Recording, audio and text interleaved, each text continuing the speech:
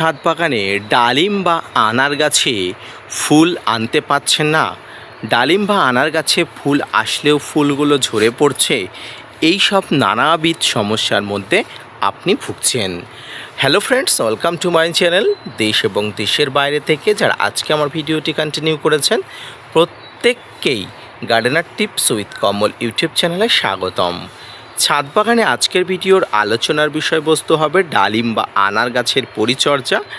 ডালিম বা আনার গাছে প্রচুর পরিমাণ ফুল আনানো, ডালিম বা আনার ফুল স্ত্রী বা পুরুষ ফুল কোনটা সেটা চেনানো, পাশাপাশি ডালিম বা আনার ফুল ঝরে পড়ার কারণ হিসাবে যে সমস্ত কারণগুলো আছে সেগুলো আপনাদের সামনে তুলে ধরব। তাই আজকের ভিডিওটি মনোযোগ সহকারে না স্কিপ করে প্রথম থেকে শেষ পর্যন্ত দেখতে থাকুন, অনেক অনেক উপকার পাবেন।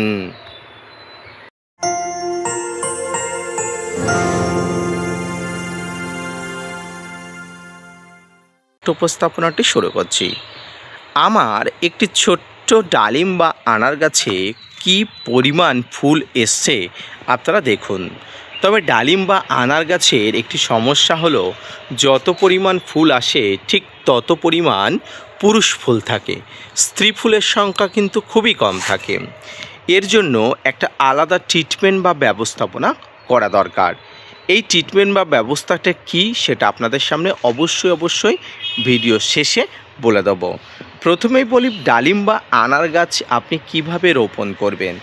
একটি ডালিম বা আনার গাছ রোপণ করার জন্য যথেষ্ট পরিমাণ ভালো জায়গা এবং যথেষ্ট পরিমাণ টব বড় দরকার। ভালো পরিমাণ গাছের ভালো ফল পেতে গেলে টব বা খাবার বা পরিবেশের উপর নির্ভর করে।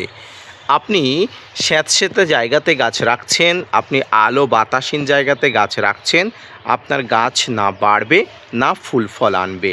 কিন্তু যদি আপনি সঠিক জায়গাতে গাছ রোপণ করেন, সঠিকভাবে গাছের রৌদ্র আলো বাতাস সঠিকভাবে লাগতে দেন, তাহলে আপনার ছাদ বাগানে ডালিম বা আনার হতে বাধ্য। দ্বিতীয় সেটা হলো ডালিম বা আনার গাছ সঠিক জাত নিয়ে আসা উচিত। বর্তমানে বিভিন্ন নামি দামি বিভিন্ন জাত নার্সারি থেকে পাওয়া যায়, সেগুলো আপনারা অবশ্যই নিয়ে আসবেন। ডালিম বা আনারের ভালো জাত ট্রাস্টেড নার্সারি থেকে নিঃসন্দেহে পেয়ে যাবেন, সেখান থেকে নিয়ে এসে রোপণ করবেন। ডালিম বা আনারের জন্য কেমন মাটি দরকার? ডালিম বা আনারের জন্য যেমন মাটি দরকার তেমন হলো বেলেযুক্ত দোআঁশ বা বেলেযুক্ত এঁটেল মাটি। এর যে কোনো একটি হলে ডালিম বা আনার গাছে কিন্তু এর সব ধরনের খাবারের উপযোগী সব কিছু পাওয়া যাবে।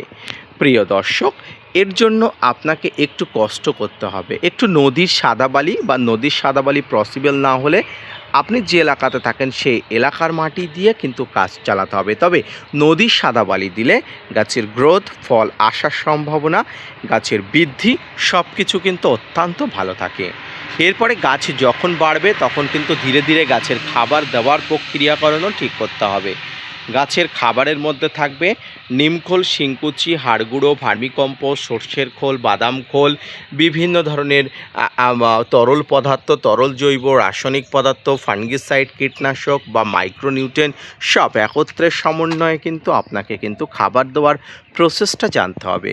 রাসায়নিক খাবার দিলে আপনি 15 দিন অন্তর দিতে পারেন, এবং যদি জৈব খাবার দেন 2.5 থেকে 3 মাস অন্তর আপনার ছাদ বাগানের কিন্তু অবশ্যই দিতে হবে এই ধরনের খাবারগুলো। মাঝে মাঝে গাছে স্প্রে করতে হবে। এভাবে গাছে যখন ম্যাচুরিটি হবে, গাছ যখন বড় হয়ে যাবে, তখন কিন্তু আপনার ছাদ বাগানের ডালিম বা আনার গাছের ফুল আসা শুরু হয়। ডালিম বা আনার গাছ 2 বছর বয়সী হয়ে গেলে যে সময় ডালিম বা আনার গাছে ফুল আসে মূলত এই সময়ই, অর্থাৎ এই এপ্রিল মাস, অর্থাৎ গরমকালের বা বর্ষার প্রাক মুহূর্তে আপনি অবশ্যই গাছে একটা ভালো মানের পিজিআর স্প্রে করবেন। প্রথমেই বলেছি, ডালিম বা আনার গাছে যে ফুলগুলো আসে সেই ফুলগুলো বেশিরভাগ পুরুষ ফুল হয়। তবে প্লানোফিক্স স্প্রে করলে এই ডালিম বা আনার গাছে প্রচুর স্ত্রী ফুল আসার সম্ভাবনা বাড়ে। হ্যাঁ, এটি পরীক্ষিত। এই স্ত্রী ফুলের পরিমাণ বাড়ায় কিন্তু ডালিম বা আনার। এই ডালিম বা আনার গাছে যাতে কোনো প্রকার কোনো সমস্যা না হয় তার জন্য কিন্তু আপনাকে অবশ্যই প্লানোফিক্স ব্যবহার করতে হবে। প্লানোফিক্স একটি পিজিআর, এটি গাছের ফুল আনানো যেমন করে গাছের কিন্তু স্ত্রী ফুলের সংখ্যাও তেমন বাড়ে। এবার বলি, স্ত্রী ফুল বা পুরুষ ফুল কেমন করে চিনবেন। এই যে ফুল দেখতে পাচ্ছেন, এই ফুলের ঠিক পিছনের অংশটা দেখুন, আমি একদম কাছ থেকে দেখাচ্ছি, দেখুন ঘটের মতো। এই ফুলের পিছনের অংশটি কিন্তু ঘটের মতো, এটি কিন্তু একটি স্ত্রী ফুল এবং যে ফুলের পুরুষ ফুল থাকে সেই ফুলটি একদম কোনো প্রকার ঘটের মতো থাকে না। তবে আমার গাছে যে পরিমাণ ফুল আছে আসার কথা হলো প্রত্যেকটি কিন্তু স্ত্রী ফুল। দেখুন আমি একটু আপনাদের প্রত্যেকটা ফুল একটু দেখানোর চেষ্টা করি। ফুলের পিছনের অংশটা দেখবেন একদম ঘটের মতো হয়, অর্থাৎ যে ফুলের পিছন দিকের অংশ ঘটের মতো হয় আর এই ঘটের মতো অংশ থেকেই কিন্তু এখান থেকে ফল আসে। এই ফুলগুলো কিন্তু স্ত্রী ফুল এবং পুরুষ ফুল একদম লম্বাটে হয়। এই পুরুষ ফুল একটা দেখতে পেয়েছি, আমি আপনাদের একটু দেখাই। এইটা হলো পুরুষ ফুল, দেখুন এটা কিন্তু পুরুষ ফুল আর এর পাশে কিন্তু একটা স্ত্রী ফুল। এই স্ত্রী ফুলের ভিতরে দেখুন কত পরিমাণ রেণু আছে, এই রেণুগুলো পলিনেশন হওয়ার মাধ্যমে কিন্তু ফল আসে। তাই আপনাকে অবশ্যই সঠিকভাবে গাছের স্ত্রী ফুল আনানোর পরিমাণ বাড়াতে হবে এবং গাছে সেই পরিমাণ কিন্তু আপনাকে খাবার দিয়ে স্ত্রী ফুল আনানোর পরিমাণ কিন্তু বাড়াতে হবে।